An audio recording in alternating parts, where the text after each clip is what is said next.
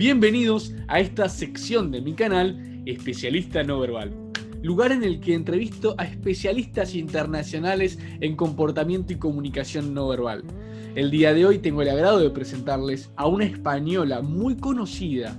Ella es filóloga y tiene un máster en protocolo y ceremonial. Es docente de varios másters y posgrados. Ha trabajado en el ámbito empresarial como capacitadora en habilidades de comunicación personal. Tiene 6 libros publicados, todos sobre comunicación y la mayoría de ellos sobre el tema que nos compete, la comunicación no verbal. Aparece frecuentemente en los medios de comunicación españoles, tiene su columna en un programa de televisión desde hace al menos 6 años, un montón. Trabaja asiduamente publicando artículos en prensa.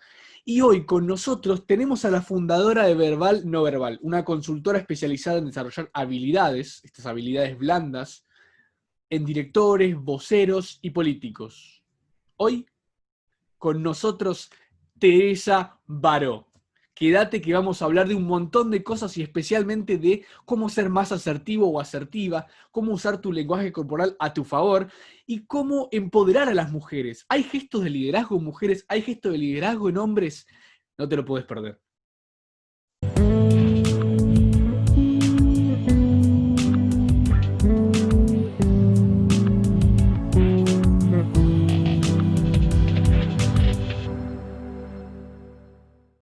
Bueno, estamos acá con Teresa Baró. Primero que nada, Teresa, muchísimas gracias por aceptar la entrevista y estar hoy con nosotros.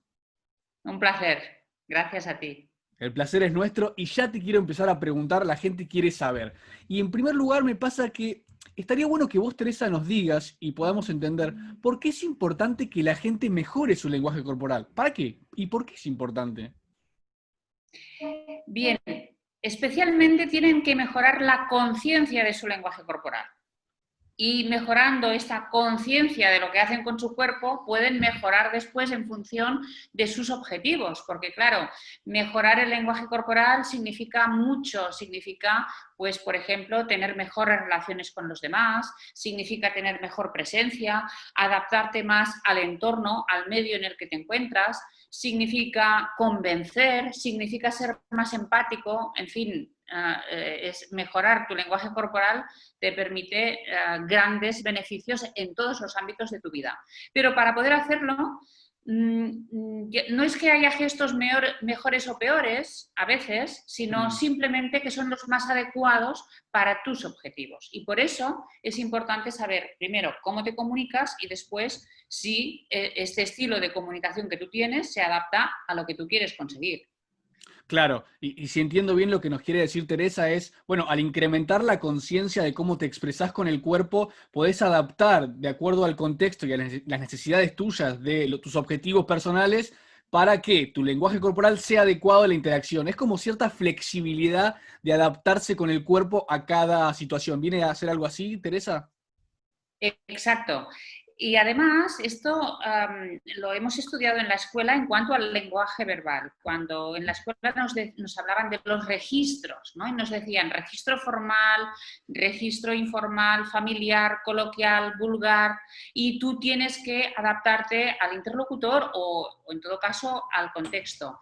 Y una cosa que yo siempre he recordado de estas clases es que el mejor comunicador no es el que habla más culto, sino el que se puede adaptar mejor al contexto, ¿vale? Y a cada situación. Pues exactamente lo mismo es lo que nos pasa en cuanto al lenguaje no verbal. A veces utilizamos unos gestos, unos movimientos, una forma de caminar que es muy, por ejemplo, muy informal. Bueno, pues en según qué contexto estará bien, por ejemplo, en un partido de fútbol o en un concierto de rock o cuando estamos con los amigos, esto será lo adecuado, pero en cambio no será lo adecuado si yo tengo que hacer una presentación en un acto académico. Por lo tanto, la persona que más registros tenga, que más pueda adaptarse, será la persona que en principio tendrá más éxitos en comunicación. Esto es maravilloso, Teresa, porque lo que decís es, no hay una fórmula secreta en la que aprendés 10 gestos y los usás siempre y vas a ser exitoso. No, no, no, no. La capacidad está en identificar cuál es el registro formal o informal, llevándolo a la comparación verbal-no verbal, ¿no? ¿Cuál es el registro del comportamiento, el estilo más adecuado para cada situación? Y eso implica que el contexto manda. El contexto es sumamente importante y no podemos dejar de tenerlo en cuenta, ¿verdad?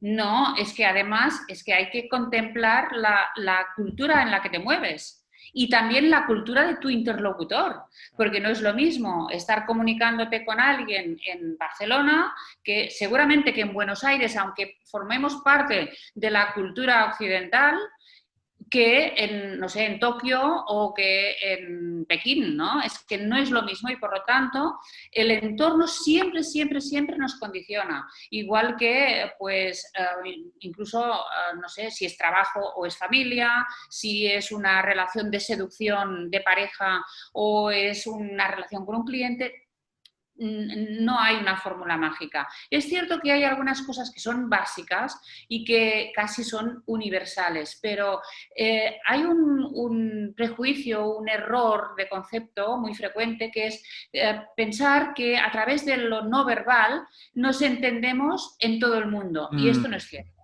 Claro. Esto no es cierto, porque cada cultura tiene sus patrones también no verbales. Hay autores, recuerdo creo que era Judy Burgund, que ella habla, así como la comunicación no verbal te permite entenderte a nivel global muchas veces, otras veces es fuente de desacuerdos, de desentendimientos. O sea, no hay que presuponer que esta es la salvación, es la panacea de que, bueno, lo no verbal es lo que te salva en todas las situaciones. No, también puede producir desencuentros. Y Teresa, tengo que preguntar porque lo dijiste y me parece sumamente interesante para la gente. ¿Qué es estos aspectos básicos que te parecen que son como universales o que son siempre importantes o que deben aplicarse? Hablaste de aspectos básicos. ¿A cuáles te referías? Bueno, lo primero es observar, ser buenos observadores y en lugar de lanzarte a la piscina así pensando que tu forma de comunicarte es la mejor y es la buena y bueno, y después evitar este prejuicio también que es el, bueno, yo me comunico como soy y la gente tiene que aceptarme como soy. Bueno, pues no tenemos por qué, no tenemos por qué aceptar a todo el mundo y en su forma de comunicarse, ¿no? Por lo tanto, lo primero es ser buenos observadores, esto es fundamental. Y después, bueno, pues ahí la cuestión de la empatía, que esto prácticamente nos afectaría en todo tipo de relaciones, el entender al otro para poder saber qué es lo que piensa, cuáles son sus intenciones, cómo se siente, etcétera, y después nosotros reaccionar en función de esto.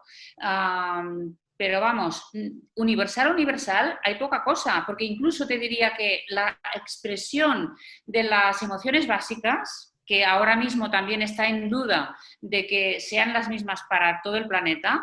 Totalmente de acuerdo. O sea que incluso estas, que se ha creído durante mucho tiempo que eran realmente universales, están siempre dependiendo de la educación, del contexto y de la cultura. Vamos a poner, por ejemplo, la sonrisa. Lo que sí sabemos es que la sonrisa, la risa, es una manifestación de alegría y de bienestar en general. Pero en función de cómo te han educado, sonríes más o menos. O menos, claro. Por ejemplo, ¿no? En las mujeres, en nuestra cultura, las mujeres sonríen más que los hombres. Y esto es pura educación, pura socialización. O sea que, y también sonreímos en contextos distintos. Por lo tanto, es muy difícil afirmar que haya cosas realmente universales. Claro. Probablemente, quizá las manifestaciones de agresividad quizás son las más universales. Mira qué te digo.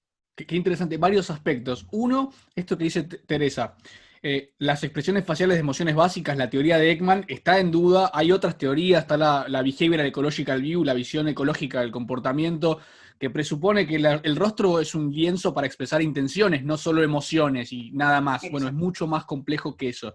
Y lo otro que decís es, hay aspectos universales que son como más básicos, la agresividad o el temor, o bien el bostezo, que también es algo extendido. Ahora, todo lo que me describías al principio sobre cómo mejorar el lenguaje corporal me resuena con el título de tu libro, Inteligencia no verbal. ¿Está relacionado con eso? ¿Eso es la inteligencia no verbal? Y si no es eso, ¿qué es? ¿Y cómo Sí, entrenarla, ¿no? sí, sí, sí, absolutamente. La inteligencia no verbal es la capacidad que todos tenemos, más o menos desarrollada, para, primero, identificar estas señales no verbales en los demás. Pero primero es identificar. Segundo, es interpretarlas correctamente, porque yo las puedo ver, pero a lo mejor me equivoco en su significado. Por lo tanto, la interpretación también tiene que ser correcta. Tercero, la capacidad para reconocer en ti mismo tu comunicación no verbal, por lo tanto, la autoconciencia. Cuarto, el autocontrol. Yo tengo también, y esto está muy relacionado con la inteligencia emocional, yo tengo que regular también mis impulsos en numerosas ocasiones durante todo el día, porque es que es la base también de la socialización. Yo tengo Mm. que saber cuándo puedo tocar a alguien, por ejemplo, o cuándo puedo mirar fijamente o cuándo no puedo mirar fijamente. Por lo tanto, yo me tengo que también autorregular. A partir de aquí ya hay también otra habilidad que es la proactividad. Yo tengo que ser capaz de tomar la iniciativa en muchas acciones, en muchas relaciones. Por ejemplo, Claro. si voy a una fiesta o si quiero conectar con algún posible cliente en un acto de networking, yo tengo que ser capaz de, por ejemplo, iniciar una relación a través de la mirada. Miro, sonrío y establezco la relación. Pues esto es esta capacidad para la proactividad. Y a partir de aquí, además, está la capacidad de planificar, planificar, que esto es algo que la gente no tiene en cuenta. Somos capaces de planificar textos, porque es lo que nos han enseñado en la escuela, a redactar, a hacer un texto con 3 partes, una introducción, un desarrollo y un final, y analizar textos. De esto somos capaces, ¿por qué? Porque se ha basado nuestra educación en esto. Pero en cambio, no nos han enseñado a planificar la parte no verbal. Y primero, no somos conscientes de lo que hacemos y segundo, pues tampoco somos capaces muchas veces de pensar, tengo una reunión importante o tengo una presentación en público, por ejemplo, pues Sí, aparte de lo que voy a decir, voy a también planificar mi claro, puesta en escena. Voy exacto. a planificar todo lo demás, los gestos, si voy a estar de pie o voy a estar sentada, cómo voy a mirar a mi público, o tengo una conversación realmente importante con un superior o con un subordinado, pues lo voy a pensar cómo hacerlo, no solo lo que le voy a decir, sino también todo el contexto y cómo me voy a comportar. Esto es planificación. Y por último, la última habilidad ya de la inteligencia es el entrenamiento. Son Claro. muchas, es mucho. El entrenamiento, entrenar, entrenar, entrenar hasta el último día de tu vida. No se puede parar de entrenar esta inteligencia. ¿Por qué? Pues porque el mundo cambia tan Mm, rápidamente. Fíjate tú el ejemplo de la adaptación a lo digital ahora mismo sí. para la mayoría de las personas. Pues si es una persona con poca capacidad de adaptación, si no hace este entrenamiento, probablemente lo pasará muy mal. Por lo tanto, tenemos que estar preparados para adaptarnos constantemente a nuevas situaciones, a nuevas exigencias de comunicación. Y Mm. no solo por la tecnología, sino también porque cada día conocemos personas nuevas, de otras culturas, de otros entornos, de otros sectores, y nos pasan cosas y nos tenemos que ir adaptando a todas las situaciones. Tengo que decir que es muy interesante el concepto de inteligencia no verbal y cómo lo descompones en subhabilidades, cada una por su cuenta, porque me pasa mucho de leer algún libro o algún artículo que habla de, bueno, leete estos gestos, aprende a ser exitoso con leer 2 o 3 gestos, y uno entiende que si aprendes a leer el gesto, ya está. Pero no, va mucho más allá de eso. Hay que saber qué hacer con ese gesto, cómo interpretarlo, discriminarlo correctamente, cómo entrenarte a vos mismo, regular las emociones, desempeñarte socialmente y entrenarte, como dice Teresa. Estas 8 habilidades creo que dijiste, Sí, son perfecto. 8 pasos, 8 pilares. Yo los llamo los 8 pilares de la Los inteligencia no verbal. Sí. 8 pilares entonces, espectacular. Ahora, te saco de la inteligencia no verbal apenas, porque en realidad la pregunta apunta a cómo desarrollarla específicamente para ciertas personas. Son las personas que me hacen preguntas a mí y me dicen, che, me siento muy inseguro y tengo que hablar en público, soy tímido, ¿qué puedo hacer? Ahora yo te traslado la pregunta a vos, Teresa. ¿Qué nos podés decir vos? ¿Qué le dirías, qué le recomendarías a esa gente insegura que quiere mejorar su comportamiento no verbal? Mm. Mira, hay dos vertientes aquí en este tema, muy interesantes las dos. Y lo primero es, se pueden entrenar unos movimientos, unos gestos, una posición, una presencia, para que los demás te perciban seguro. Entonces, bueno, pero esto se quedaría, digamos que se quedaría corto, porque se quedaría en algo muy superficial Es un y podría maquillaje. incluso, exacto, un maquillaje e incluso podría parecer que es un poco de teatro, ¿no?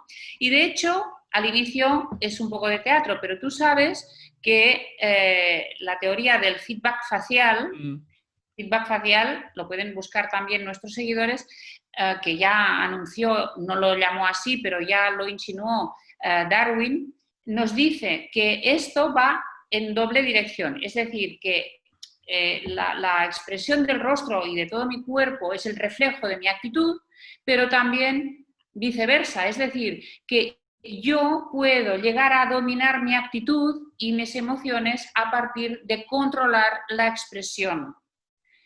¿Eso qué significa? Significa que si yo voy entrenando gestos de seguridad o gestos de tranquilidad, depende de lo que me interesa, o incluso gestos de optimismo y buen humor, pues al final acabaré sintiendo también estas emociones.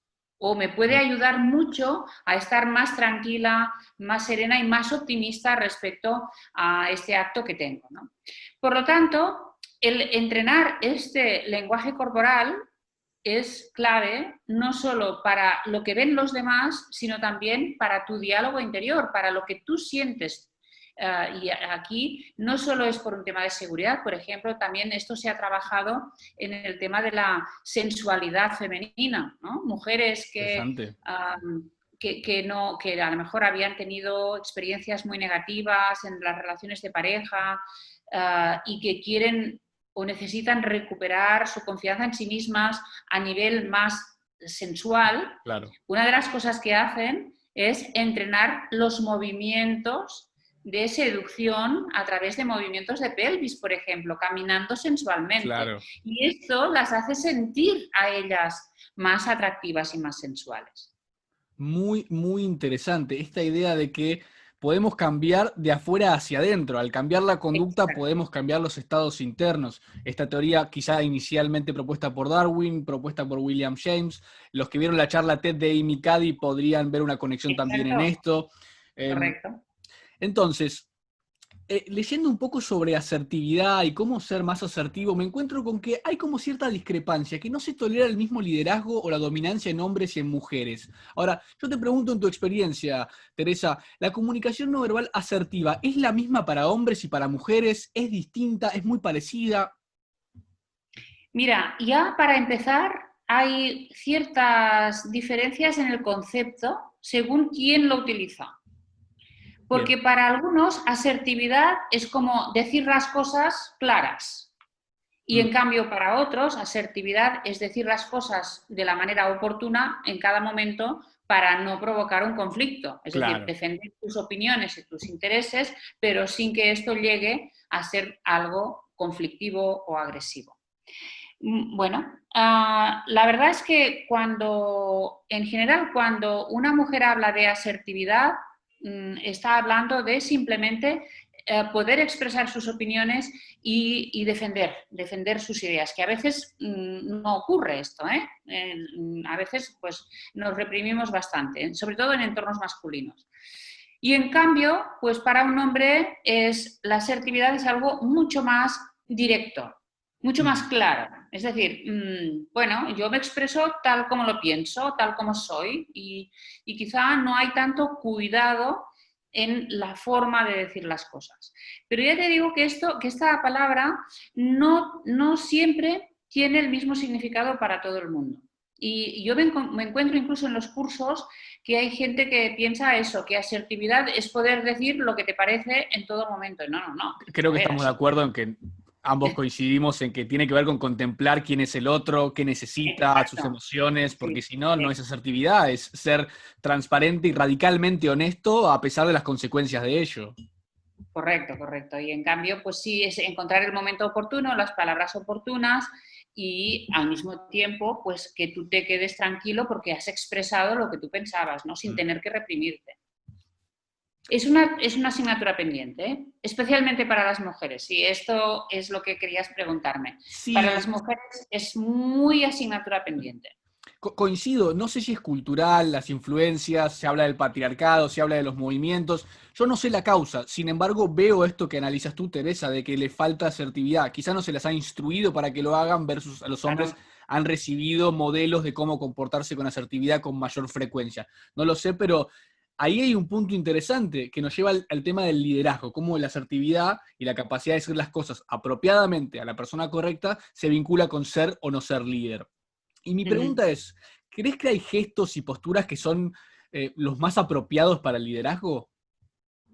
Mira, ahora mismo lo que entendemos por liderazgo no tiene nada que ver con lo que se entendía hace 50 años o 100 años. Tal cual. Entonces, los gestos de Hitler, por ejemplo, ya no nos sirven, y afortunadamente, ¿no?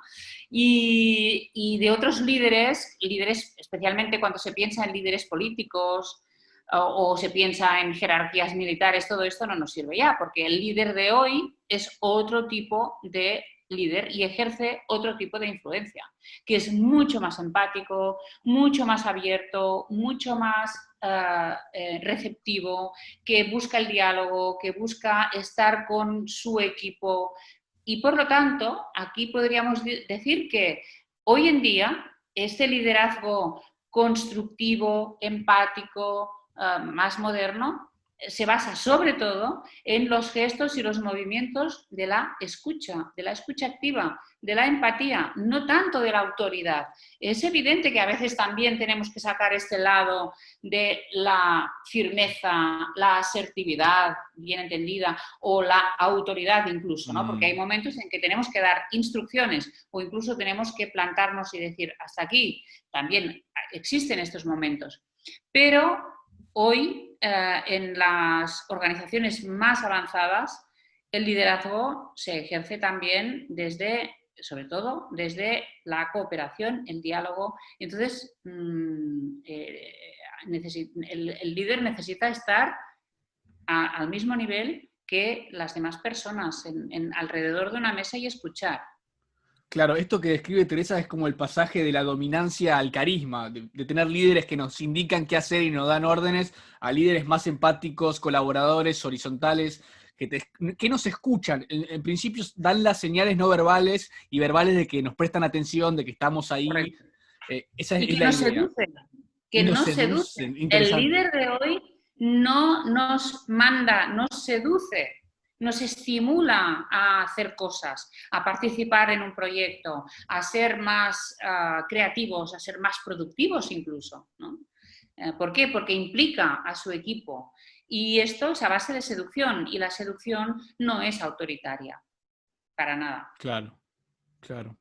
Ahora, respecto de las mujeres, que a mí me parece un tema que está súper en auge y en general cuando doy clases de comunicación no verbal son las que más me preguntan sobre, bueno, ¿qué puedo hacer para verme mejor? Bueno, y te pregunto a vos, si asesoraras a alguna mujer en un puesto alto jerárquico, puede ser en una empresa o es una política, ¿qué recomendarías que evite en su lenguaje corporal? ¿Le dirías que haya algo que no haga, que no tenga que hacer? Sí, lo hago. Además, esta práctica la tengo a menudo, porque asesoro a muchas mujeres.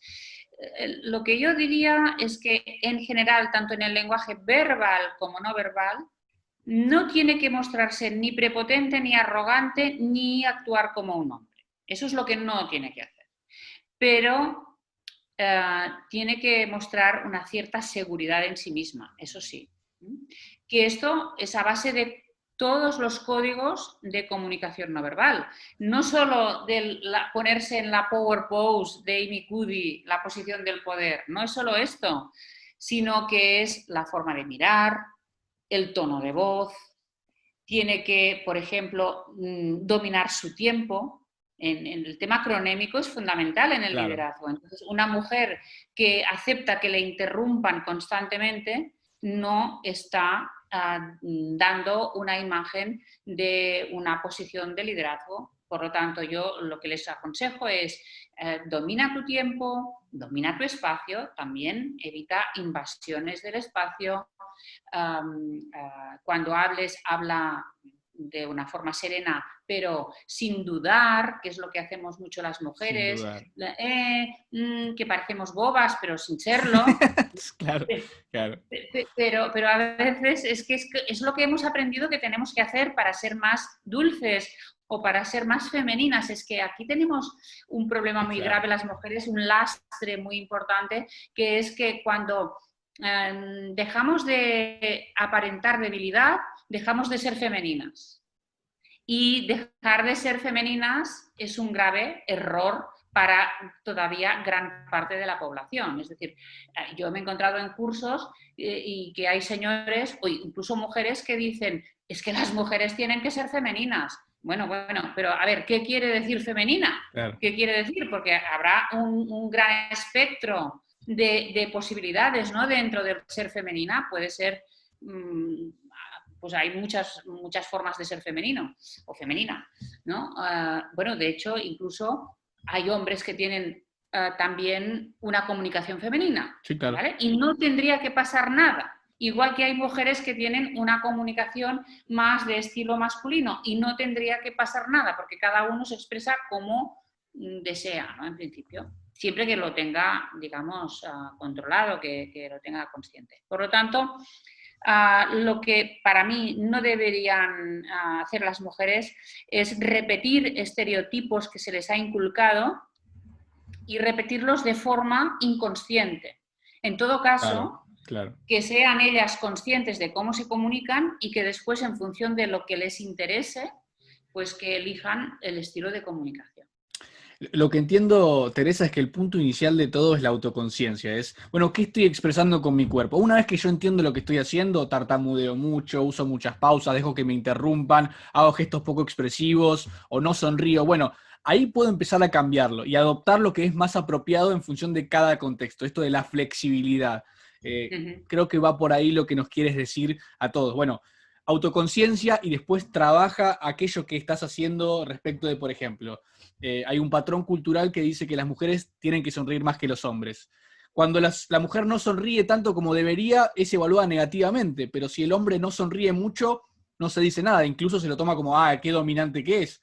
Bueno, eso es un patrón inconsciente. Si somos conscientes, podemos decidir qué hacemos con ello, ¿verdad? Sí. Y si no eres consciente, estás vendido, no sabes, no dominas tu comunicación, ¿no? Pero porque, claro, en una empresa, imagínate, pues que hay mujeres que siguen los patrones de la sonrisa, pero de la sonrisa de docilidad, o la sonrisa de timidez, o la sonrisa de buena niña, y no tienen oportunidades ni de promocionar ni de subir en puestos directivos. ¿Por qué? Porque nadie se las imagina en un puesto directivo. Entonces, ¿es malo sonreír? No, sonreír no es malo, puede ser muy bueno, pero es que depende del momento y depende de qué tipo de sonrisa y depende de con quién lo hagas, ¿no? Entonces, sonreír cuando llegas al trabajo por la mañana y tener una simpatía, todo esto está fantástico, pero sonreír por debilidad, pues ya no te conviene, ¿no? Exactamente, ahí entramos de nuevo el tema del contexto. El contexto manda, no nos podemos olvidar de eso. Ahora, hablaste de empresas y seguramente te habrá tocado, y sé que te tocó porque he leído tu vasto currículum, y lo que he visto es que cuando te piden entrenar o capacitar a un grupo de empleados en una empresa y mejorar su comunicación, ¿qué les dirías? ¿Cuál sería el foco de entrenamiento? ¿Qué se le puede decir a los empleados para que se empiecen a comunicar mejor?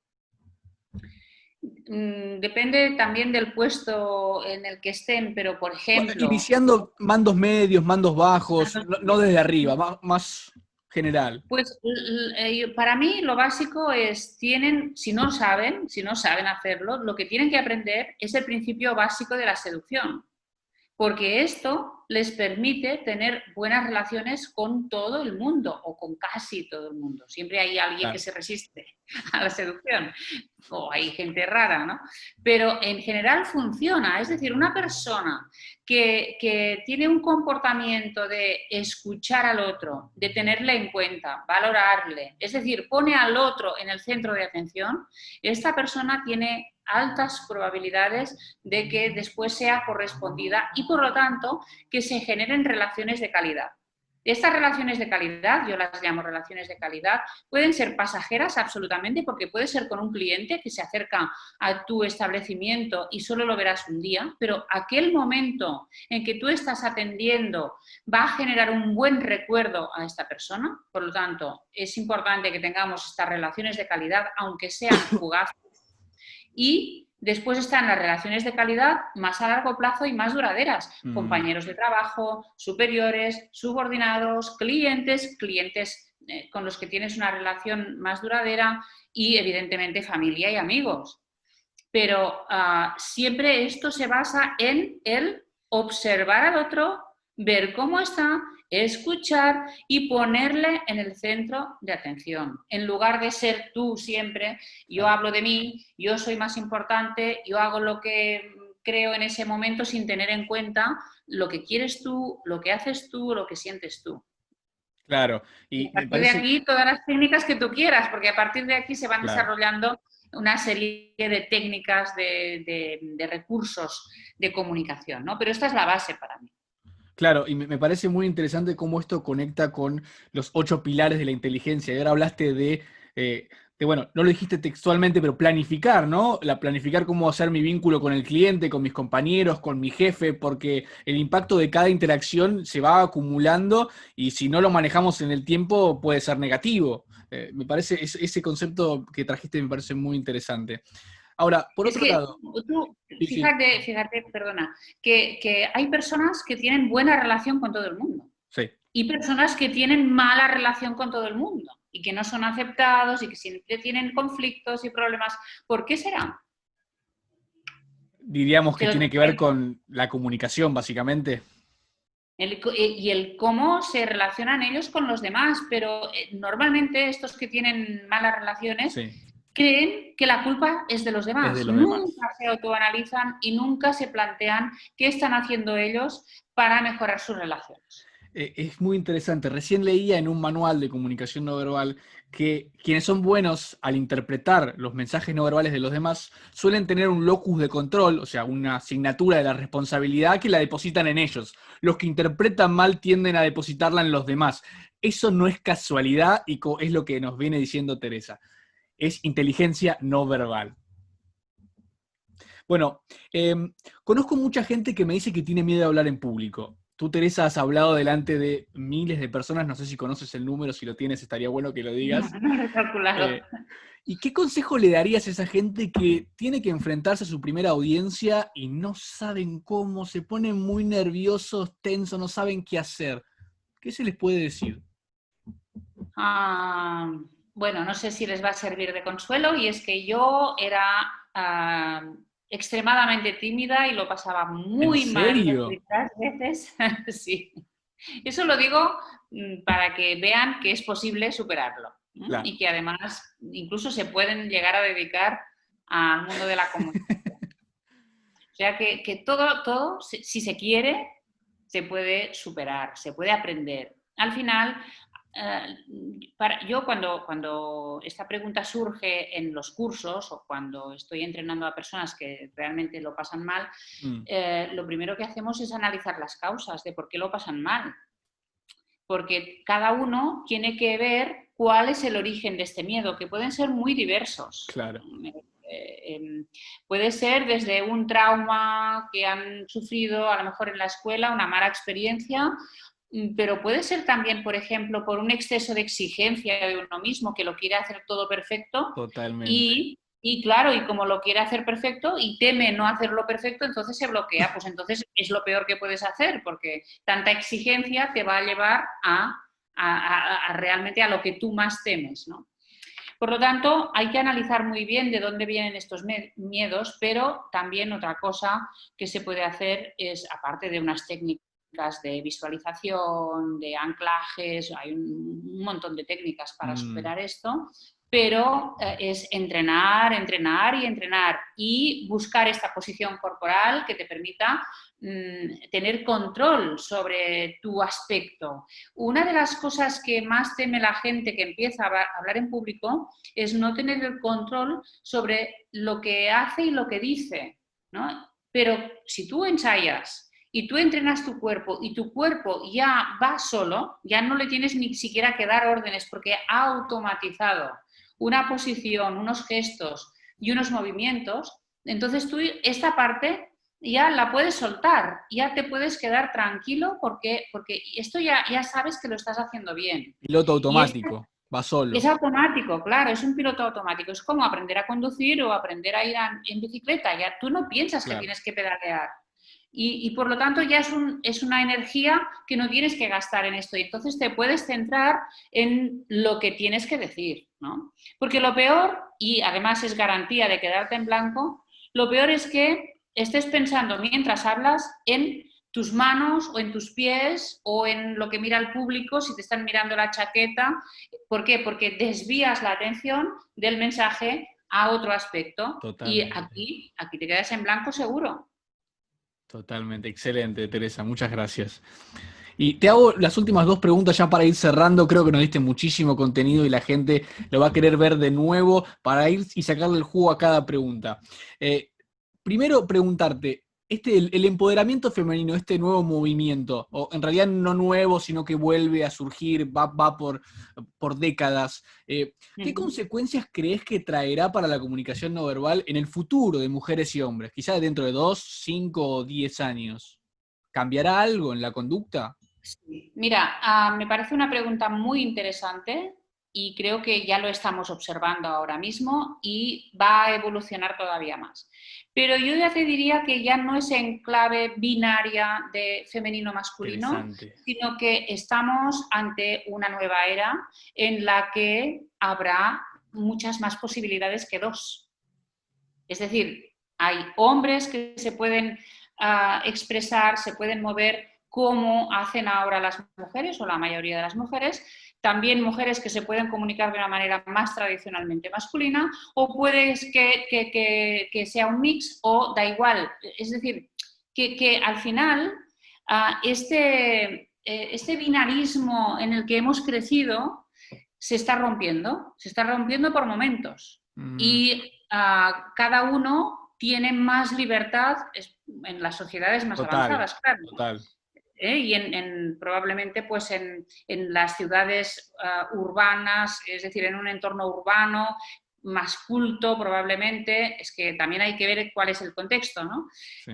Pero porque todavía, por desgracia, pues el comportamiento afeminado de los hombres o más masculinizado de las mujeres está muy mal visto Sí, en según qué países y total. en según qué entornos, ¿no? Pero yo creo que al final, si superamos esto, la tendencia será a que no importará tanto el que tú cumplas con el patrón de tu género, sino que te puedas expresar más en función de tu personalidad o del entorno o no sé, o de otros factores, ¿no? Pero vamos, yo en este sentido me gustaría pensar que cada vez habrá más libertad, igual que hay más libertad también en el vestir, Claro. por ejemplo, que es también Más un aspecto no unisex. verbal. Sí. Exacto, más unisex, pues que también esto pasará en la comunicación no verbal, en el comportamiento de los gestos. Y de hecho esto ya se está viendo, porque hoy en día las mujeres pues ya se ponen en una posición más de poder, ¿no? Que antes, o tenemos hombres que no inhiben para nada unos gestos muy femeninos y ya está. Y no pasa nada, y no pasa nada. Y para mí esto es uno de los grandes avances de nuestra era. O sea, resumiendo lo que entiendo son creo que dos aristas de tu propuesta hacia el futuro, tu vaticinio. Por un lado está el romper el binarismo A o B, 1 o 0 de masculino-femenino, ¿no? Va a haber más mezclas, incluso de transgénero u otras Claro, identificaciones claro. autopercibidas, pueden diseñar nuevos estilos y por otro lado está la libertad y la libertad expresiva, de que tengamos menos limitaciones o condiciones respecto de adecuarnos o no a la expectativa del sexo o el género. Y son dos aspectos muy interesantes, Teresa, así que a prestar atención los que están escuchando, a ver si ven lo mismo en la calle, en las redes, en las fotografías, miren las tapas de revista, las publicidades, ¿qué está pasando? ¿Qué estilos hay? ¿Qué mujeres eligen? ¿Qué hombres eligen? Bueno, eso ya está pasando, creo que lo que escribe Teresa. Y por último, quiero preguntarte, esta es una pregunta escoba que suelo hacer para ver qué se nos pasó, qué pudo haber, qué dejamos atrás que puede ser interesante. Y es, ¿qué es eso que no te pregunté, pero la gente debería saber sobre vos? Quizás cómo gestiono mi comportamiento no verbal en el ámbito familiar, personal y no tan profesional. Interesantísimo, adelante, por favor. ¿Podés contarnos un poco? Bueno, no, simplemente pienso que también lo que hago es lo que hacen muchas personas, hombres y mujeres, y es que tienen un estilo y un registro para cada contexto. Pues yo cuando Total. estoy con mis hijos soy totalmente distinta de cuando estoy trabajando o cuando estoy hablando en público, claro. Hay una parte que es esencial, que es mi personalidad, que se nota que soy Teresa, pero pues esta ternura, esta dulzura, más de la maternidad, pues también la tengo, claro. En cambio, en el trabajo, pues muchas veces puedo dar una imagen bastante firme, bastante incluso puede ser dura, ¿no? En algunos contextos. Pero para mí, esta posibilidad de jugar a un rol y a otro, ¿no? Y el pensar que tenemos una gorra para cada rol, que nos vamos cambiando de traje para Claro. cada momento del día, es fantástico y es lo que aconsejo a todo el mundo, y es que tenga distintos trajes para cada rol en su vida. Perfecto. Bueno, muchísimas gracias por la entrevista. Yo dejo acá los links acá debajo en YouTube a tus redes para que te sigan en Instagram, en tu página de internet. ¿Quieres mencionar alguno de lo que más utilices de tus redes? ¿A dónde te pueden contactar si te ¿Mm? quieren contratar, con lo que sea? Mira, pues sería estupendo que me siguieran en mi canal YouTube, así verían todos mis vídeos acerca de comunicación no verbal. Estoy en todas Suscríbanse a las su redes. canal, por favor. Perfecto, gracias. Estoy en todas las redes, en las más conocidas, en LinkedIn, en Instagram, en Facebook y en mi página web, teresabaró.com, muy fácil, teresabaró.com, y mi empresa se llama Verbal No Verbal y es a partir de esta empresa desde donde organizamos nuestros cursos presenciales y online. Así que Perfecto. te agradezco muchísimo la oportunidad No, por favor. Es lo menos que puedo para... hacer. Bueno, sí, pero está bien, ¿no? Del poder llegar a conectar con muchos seguidores tuyos que seguro que ya son personas que se interesan por la comunicación y la comunicación de calidad, y para mí es un placer también pues contar con su apoyo. Bueno, muchas gracias. Espero que les haya interesado la entrevista. A mí me encantó, la pasé muy bien con Teresa. No la conocí, es la primera vez que podemos hablar y espero que sea la primera de otras colaboraciones. Si te gustó el video, comentá, dale un like, suscríbete y Teresa, muchísimas gracias por la entrevista. Mucha suerte. Gracias a ti y a todos. Gracias.